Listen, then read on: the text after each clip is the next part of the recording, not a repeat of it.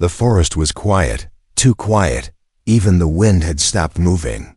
Leaves hung still on the trees, and the birds had vanished hours ago.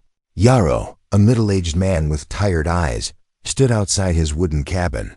He was not a soldier anymore, just a man trying to forget the war, but the silence around him tonight made him feel something cold in his bones. His dog, Rex, suddenly raised his head and growled. The growl turned into a loud bark. Sharp and wild, Rex didn't bark without a reason. Yarrow knew this. They had survived together for many years. In war, in space, and now here on this lonely planet. Yarrow grabbed his old plasma rifle from the wall and stepped off the porch. The sky was dark, no moonlight, just stars blinking like cold eyes above. Rex barked again and ran into the trees. Yarrow followed, heart beating harder with every step. He moved slowly through the brush, his boots crunching dead leaves. Rex had stopped barking but was growling deep now somewhere ahead. Then, a soft sound came from the darkness, a whimper, almost too quiet to hear. Not a human voice, not quite. Yarrow aimed his rifle and stepped closer. In a small hollow between the roots of a fallen tree, something moved. It shimmered faintly in the darkness. Metal and skin blended together. A figure lay there, small, shaking, bleeding. It was an alien girl. Yarrow froze. She wasn't just any alien. She was from the enemy race, the ones who had bombed Earth cities and fought humans in space for decades. She had dark purple skin, thin lines of glowing blue running under it like veins. One eye was swollen shut, her breathing shallow. And then she whispered a single word, weak and trembling. "Help." Yarrow gripped his weapon tightly. This could be a trick. Maybe she was bait for a trap, but Rex didn't growl anymore. He was beside her now, sniffing gently, tail lowered but not angry. Why wasn't Rex attacking? He always sensed danger, always knew who was friend or foe. The girl tried to lift her hand, but her fingers slipped in the blood-soaked grass. Yarrow looked down the barrel of his rifle, then at her face. She was afraid, more afraid of him than he was of her. "Why are you here?" he asked, but she didn't answer. Maybe she couldn't understand, maybe she was too weak. Rex gave a short bark and looked back at him, as if to say, "Do something." Yarrow let out a slow breath, lowered his weapon, and stepped forward. He knelt beside her, checked her pulse. It was fast but fading. She had a long wound across her side. Something had burned through armor and skin both. Not recent, maybe hours old. Yarrow made a choice in that moment, not because he trusted her, but because Rex did, and sometimes he trusted his dog more than himself. He picked her up gently, surprised at how light she was. She flinched but didn't fight. Rex led the way back to the cabin, tail moving low, ears alert, inside. Yarrow laid her on the old couch and started cleaning the wound. Her blood was dark blue, thick and sticky. She winced as he poured water on it, but didn't scream. Tough girl, he thought. He removed broken armor plates, pieces of tech half fused to her skin. There was no translator on her, no ID, just one thin bracelet with blinking lights. He didn't touch it for now. She watched him with one open eye.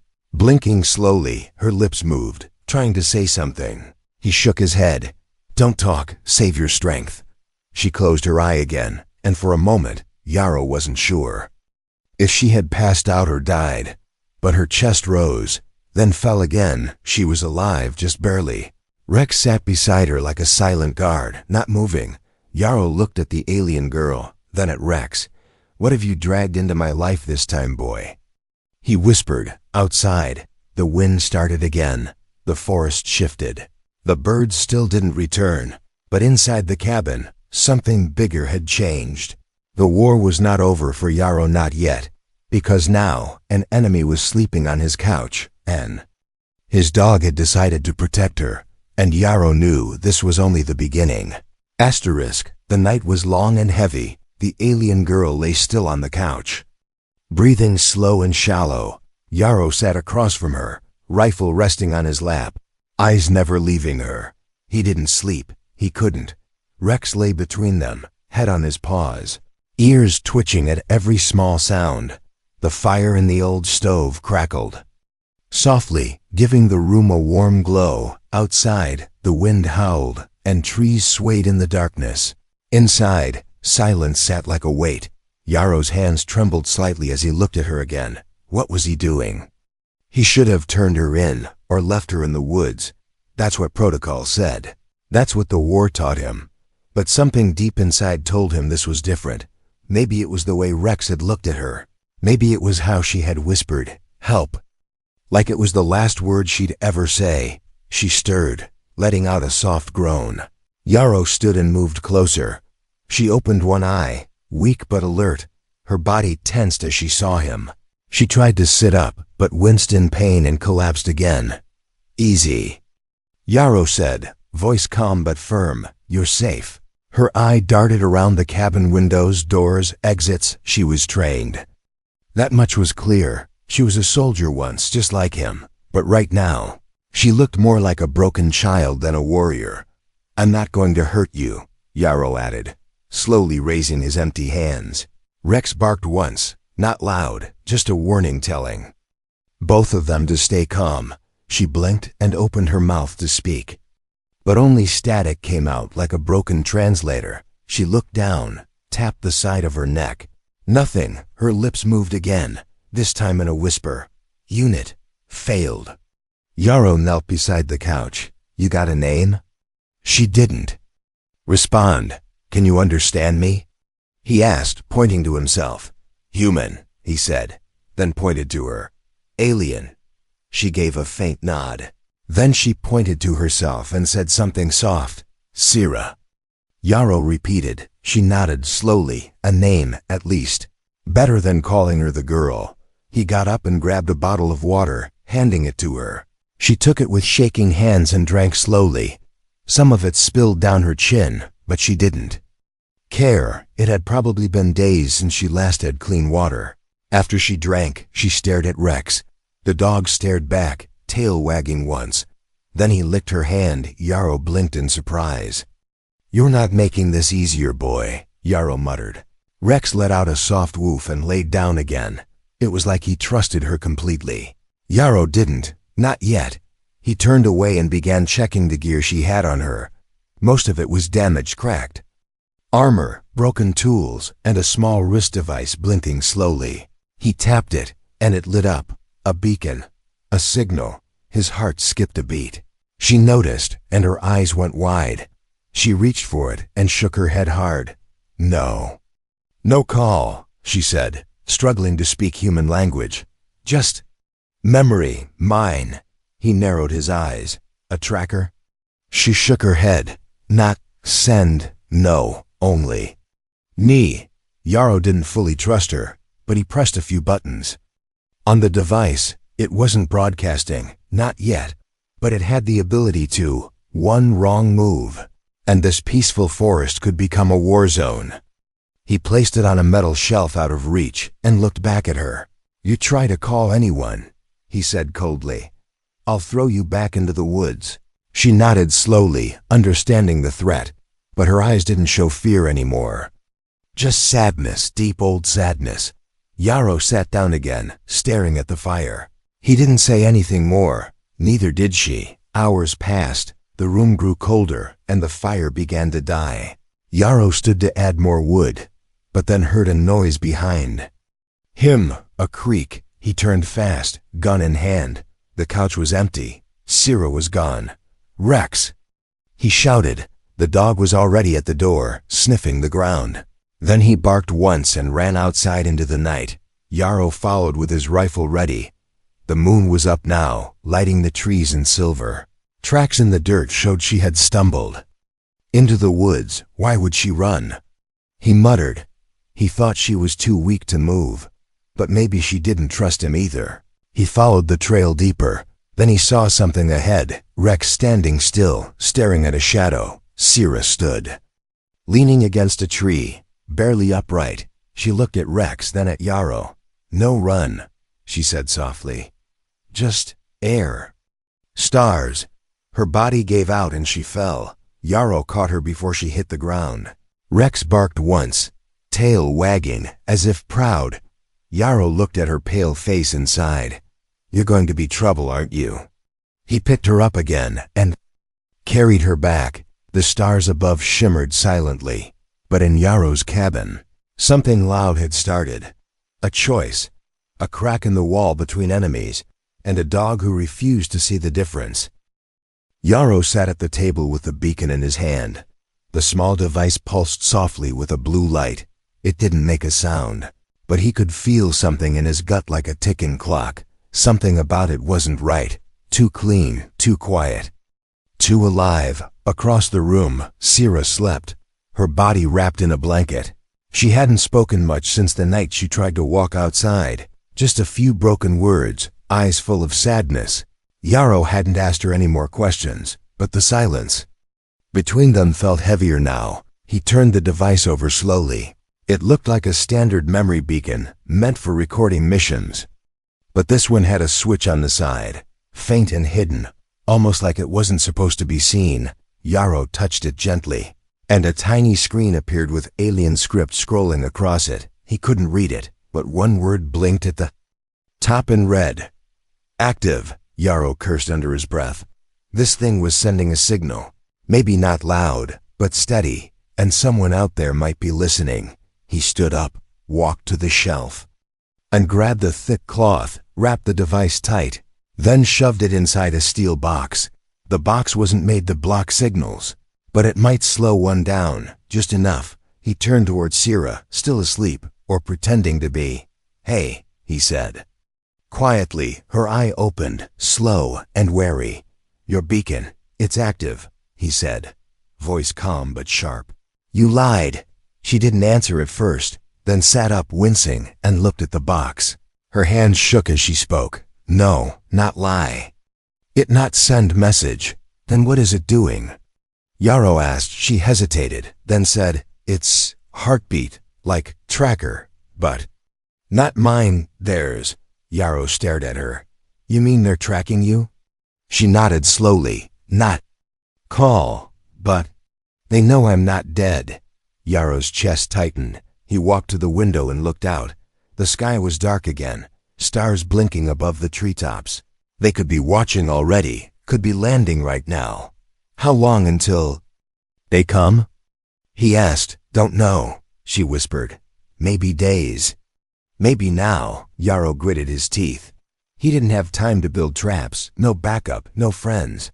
All he had was an injured alien girl, an old rifle, and a dog, a very loyal dog. Turned to Rex, who had been sitting quietly by the fire. The dog stood and came to him, sensing his tension. Yarrow knelt down, put his hands on Rex's head, and spoke low. "You were right to find her, boy, but now we're in it." Rex licked his hand once, eyes calm, like he understood everything. Yarrow stood and looked at Sira again. "You should have told me." She lowered her head, was scared. "Thought you kill me." Yarrow shook his head.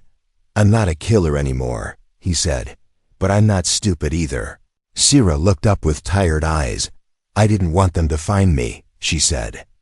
Softly, "I ran. From my own. Why?" Yarrow asked. She didn't speak for a long time. Then she pointed to the side of her head. "To them. I am broken." "Broken how?" She touched her chest. "I feel too much." Yarrow didn't understand at first. Then it hit him. She wasn't like the others. She didn't want war. She didn't follow orders blindly. She had emotions, empathy, things her kind might see as weaknesses. "They tried to fix me," she whispered, "with wires, chemicals. Pain, I escaped. I just wanted to disappear." Yarrow felt the anger in his stomach twist. He had seen what war did, to both sides, and now, here was proof his enemy was just a girl running from monsters of her own. Suddenly, Rex stood up and growled, low, deep. Serious, Yarrow grabbed his rifle in an instant. He moved to the door, opened it slowly. The forest was dark. But something flickered between the trees. A small red light, blinking far away, then gone. He stepped back and shut the door. "We don't have time," he said. "They're coming." Sira's eyes filled with panic. "They'll kill you." she said. Yarrow looked at her, firm and calm. Not if we leave first. She looked confused. Leave? Where? Yarrow pointed behind the cabin. Old mining cave, he said. My ship's hidden there, buried in dust. You have a ship? She asked. He nodded. Was going to sell it. Guess I'm flying it instead. She tried to stand, legs shaking. Yarrow rushed to help her. Rex barked once, already at the door. He could sense it. Danger was near. Yarrow took one last look around the cabin. He didn't need anything else, just the girl, the dog, and the truth. And right now, all of that was enough to start a war. Or stop one, he whispered. Let's go. And together they stepped into the dark woods, not knowing who or what waited for them, but knowing one thing, there was no going back. The wind howled through the forest like a warning. Branches creaked, leaves fluttered, and the night smelled of danger. Yarrow led the way, moving fast but careful. His rifle was ready, his eyes sharp. Sira limped behind him, leaning on his arm, and Rex moved ahead, sniffing, alert, always watching. They reached the mining cave before midnight. Yarrow had hidden the entrance years ago, behind thick vines and broken rocks.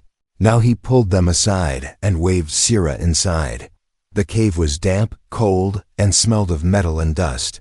In the far back, half buried under old crates and tarps, sat a long rusted shape. Ship, old but not dead, human-made, built for short-range escape flights during the war. Yarrow had stolen it years ago, before leaving the battlefield for good. He pushed off the crates and wiped the dust from the control panel. The lights flickered on, dim but alive. It was still breathing, barely. Sira touched the side of the ship, her fingers trembling. You really fly? Yarrow smirked.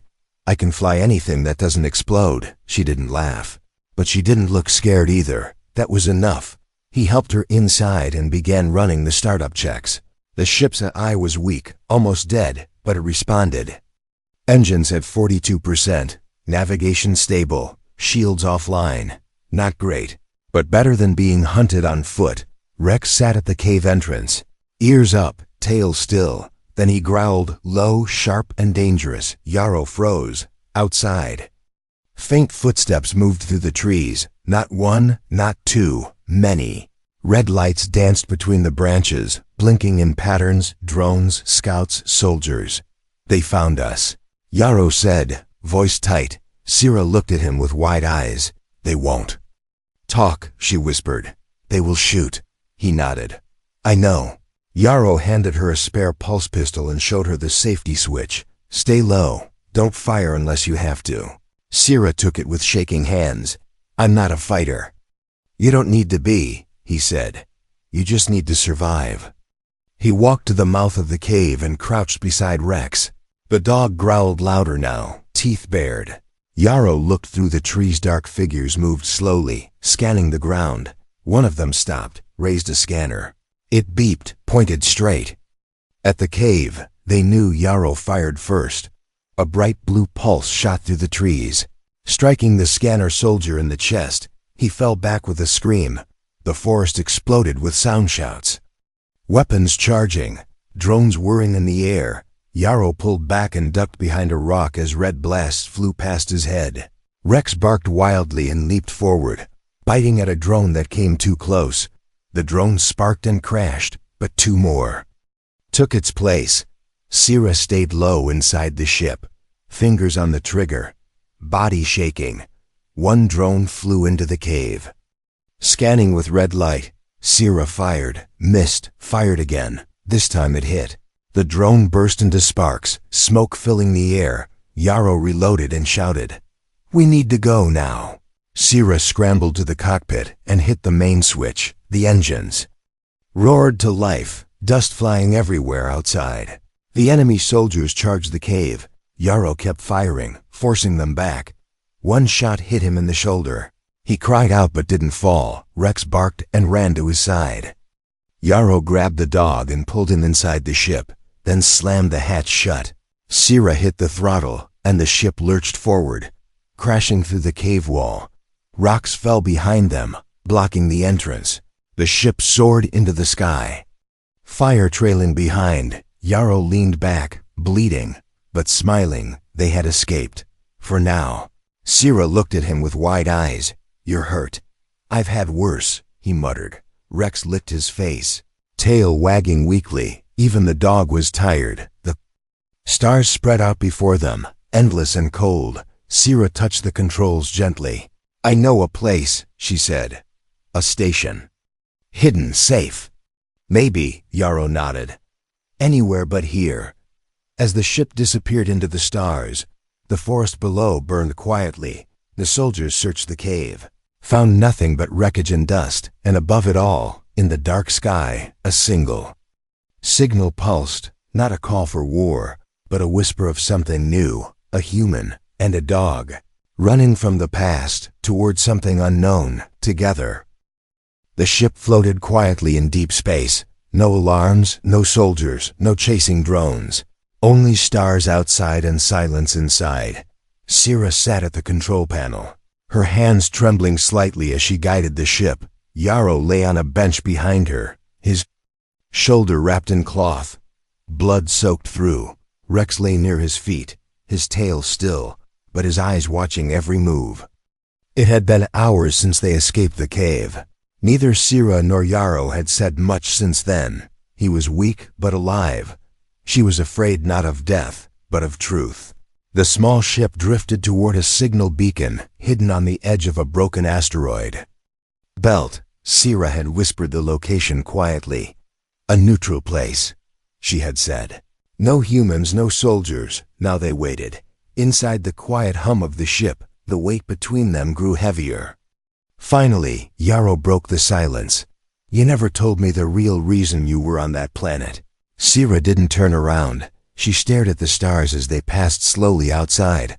"I didn't want to lie," she said softly. "But I didn't think you'd help me if I told you the truth." Yarrow gave a tired laugh. "I helped you anyway." "Yes," she said. "And that's why I have to tell you now." She stood and walked toward him. Her face looked tired, but her eyes were sharp, focused. "I was sent to study humans," she began. "But not from the outside," Yarrow frowned. "What do you mean?" "I volunteered for a secret program," she said. "A mission to live among humans, not as a spy, but to learn their emotions, their behavior." Yarrow sat up slowly, ignoring the pain in his shoulder. "You were inside human colonies?" She nodded. "I was disguised. I stayed hidden. Watched families, children, laughter, even pain." "Why?" he asked. "Because our leaders don't understand emotions," she said. "They believe feelings are weakness." "They wanted to learn how to erase them completely." Yarrow's face darkened. "So you were collecting data to help your people destroy what makes us human?" Sira shook her head quickly. "No, at first maybe, but it changed. When I saw how humans care, how they love, how they cry and still fight. I didn't want to erase that. I wanted to protect it." Yarrow looked at her, confused. "Protect it? You're not one of us." "No," she whispered. "But after living among you, I didn't feel like one of them either." She sat down across from him. "My commanders called me back when they noticed changes in my reports. I didn't lie. But I stopped following orders. They said I was broken, that my feelings were a virus. They tried to rewire my mind, burn the emotion out of me."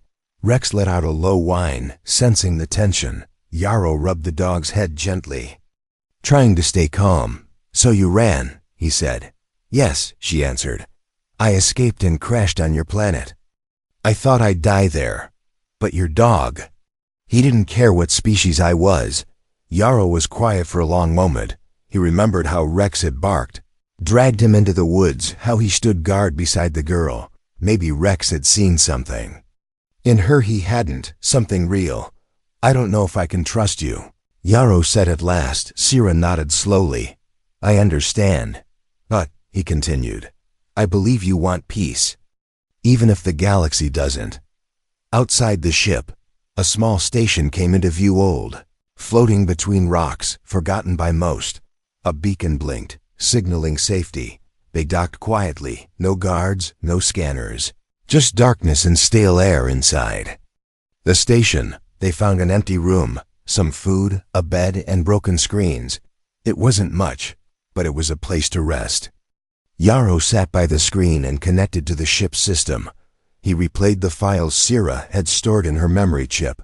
Images appeared, humans smiling, laughing, helping each other, children hugging parents, lovers sharing food, soldiers burying. Friends, not one of them showed hate. He glanced at Sira. She watched from the corner, silent, her eyes wet with something rare guilt, hope and fear all mixed together. You didn't collect data, Yarrow said. You collected humanity. She looked away, ashamed. I wanted to remember it. In case they erased me. Yarrow leaned back. His body still ached. But something had changed in his heart. She wasn't just an alien anymore. She was someone trying to hold on to what she had learned from them. From him, from Rex, from being close to the very thing her people called weakness. Emotion, and for the first time, Yarrow thought, maybe the galaxy didn't need more weapons. Maybe it needed more broken soldiers who dared to feel. Asterisk, the station was cold. Its air smelled like metal and forgotten time. Yarrow moved through the narrow halls with quiet steps. Every sound echoed his boots, Rex's paws, the hum of dead systems trying to breathe again. Sira followed behind, her coat wrapped tightly around her. The station had once been used during the early war, a place for smugglers and spies. Now it was a shell, floating between rocks, forgotten by both sides, but not safe, never safe. Yarrow worked all night repairing the ship. It had survived the escape. But just barely. Wires were fried, one engine was damaged, and the nav system glitched every 10 minutes. If they wanted to disappear for good, it had to work perfectly. Sira helped where she could. She wasn't strong, but she was precise. Her alien fingers fixed small things quickly, connections, cracked seals, heat coils. Yarrow watched her closely, still unsure if he could truly trust her. But Rex stayed near her now, tail wagging softly. And that meant something. That morning, they shared their first real meal. Just old protein rations and recycled water. But it felt like peace, even if just for a few minutes. Then the alarm buzzed, faint but sharp.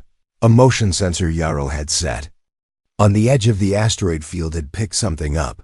He rushed to the screen, hands moving fast. The sensor showed movement slow, steady, big, one ship, maybe two. Not broadcasting, silent approach. They found us, he whispered. Sira's face turned pale. How? Yarrow looked at the steel box that held the old beacon. They must have tracked the pulse before I shut it down. Panic settled in fast. The ship wasn't ready. It could fly, but not well. The shields were still down, and the nav system might send them straight into a rock. Yarrow stood and grabbed his rifle. We leave now, he said. Sira shook her head. It's not ready. I know, he said. But if we stay, we die, Rex barked, sharp and alert. They ran to the docking bay. Yarrow started up the ship while Sira packed the little gear they had. The engines coughed, then roared to life. Lights flickered. Systems blinked, barely holding. Come on. Don't fail me now, Yarrow whispered. Outside, the enemy ship moved closer. Dark gray with sharp wings. No lights, no sound. A hunter. As Sira closed the hatch, a sharp noise hit the air. A drone, small and fast, flew toward them, lasers charged. Rex growled and lunged, knocking over a crate and drawing the drone's fire. The blast missed, but barely. Yarrow grabbed a side blaster and fired 1, 2, 3 shots. The drone sparked and spun, crashing against the bay wall. Sira pulled Rex inside. He was limping, his fur singed. She cried out and held him close. He's hurt. He's breathing, Yarrow said, checking the controls. The ship hovered, shaking slightly. Strap in, he ordered. They launched from the bay.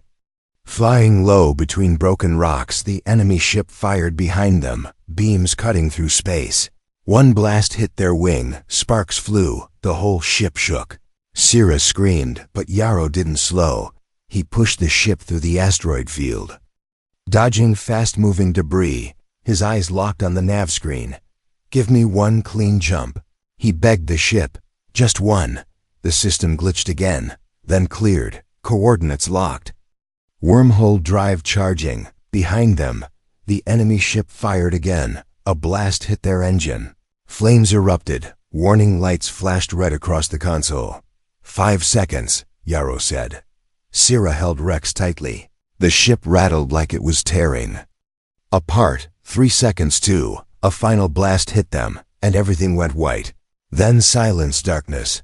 The ship floated again, quiet and still, in a new system, far from the station.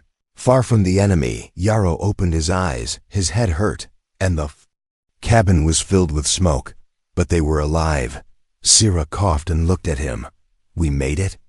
He nodded. "Barely." Rex let out a low whine but wagged his tail. Sira kissed the top of his head. "You saved us," she whispered. Yarrow leaned back, eyes on the stars. The ship was damaged, but they had escaped. For now he didn't know what came next, where they'd go, or who would come after them. But something had changed. Sira was no longer just an enemy. She had become something else. A symbol, maybe, a reason to keep going. And Rex just a dog, but the only soul smart enough to know, from the start, that this wasn't about war. This was about choice. The choice to save a life, even when the world said not to. The stars were quiet. The ship drifted through an unknown system. Far from war. Far from command. Inside, everything smelled of burnt wires and tired breath. But they were alive. Yarrow stood in the small hallway, leaning against the wall. His arm still hurt, but the bleeding had stopped. Rex lay nearby, bandaged and resting. Every few minutes, he let out a soft grunt, tail wagging even in sleep. Sira worked on the ship's systems, fixing what she could. Her hands moved quickly, not as a soldier, but as someone determined to live. There was no more talk of enemy sides. No more suspicion, only survival. Yarrow walked into the cockpit. The screens showed empty space, stars, and one blue planet in the distance. It wasn't mapped. Not in his files, at least. Just a nameless world, untouched, maybe safe. Sira joined him. Wiping her hands with a cloth, he looked at her and asked, "Do you think they'll keep chasing us?" She nodded slowly. "Yes. But not forever. They will think we're dead, maybe." Yarrow smiled faintly. "Let's hope they're that lazy." They sat in silence for a while. Then Sira spoke. "I used to believe my people would change if they saw enough beauty. But now I know. It's not what they see. It's what they feel." Yarrow nodded. "And most of them don't feel anything." "Yes," she whispered. "But you do." He looked down at Rex, who stirred slightly, his eyes blinking open. "He always knew," Yarrow said with a smile. "From the moment he saw you." Sira knelt beside the dog, brushing his fur softly. "He trusted me when I didn't even trust myself. He didn't care what I looked like. He just knew I needed help."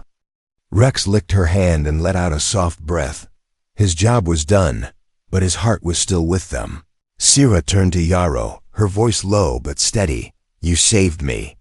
Your ship, your hands, your risk. But your dog, he gave me the one thing I never had." Yarrow raised an eyebrow. "What's that?" She smiled. "Hope." Yarrow looked out the window again, at the lonely blue planet. "Let's land," he said. "Just for a while." The ship lowered slowly, moving through the clouds. The sky turned soft with orange light. The trees below swayed in gentle wind. It was a peaceful world, untouched by war. No satellites, no stations, no signal. They landed on a green hill near a quiet lake. Rex stepped out first, sniffing the air, tail wagging fast. Sira followed, her feet touching fresh grass for the first time in years. She turned in circles, eyes wide, arms open. "This is beautiful," she whispered. Yarrow watched them both and smiled. He didn't care what the planet was called. For now, it was home. Over the next few days, they made a camp beside the ship. They collected water, fixed a solar panel, built a small shelter. Rex roamed freely, always returning with something sticks. Strange fruits or just muddy paws one evening? As they sat by the fire, Yarrow asked, "What will you do if they stop hunting you?" Sierra looked into the flames. "I don't know," she said, "but maybe I'll find others like me. Aliens who feel, aliens who want peace. And what about me?" Yarrow asked with a grin. She smiled back. "You? You're the crazy human who helped a stranger in the woods. You're already part of my story," Yarrow laughed quietly. "And you're part of mine." Rex barked and lay between them, his head resting on both their legs. They sat there in silence, three souls connected by chance and choice.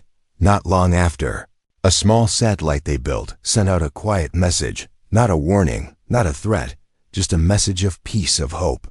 It said, "We were enemies once, but kindness changed. U.S. One dog saw the truth when no one else did. We are alive. We are together. We want peace." That signal floated through space for years, and one day, someone heard it. A small group of rebels, tired of war, responded. They asked, "Who sent this?" And the reply came simply, "A man, an alien, and a dog."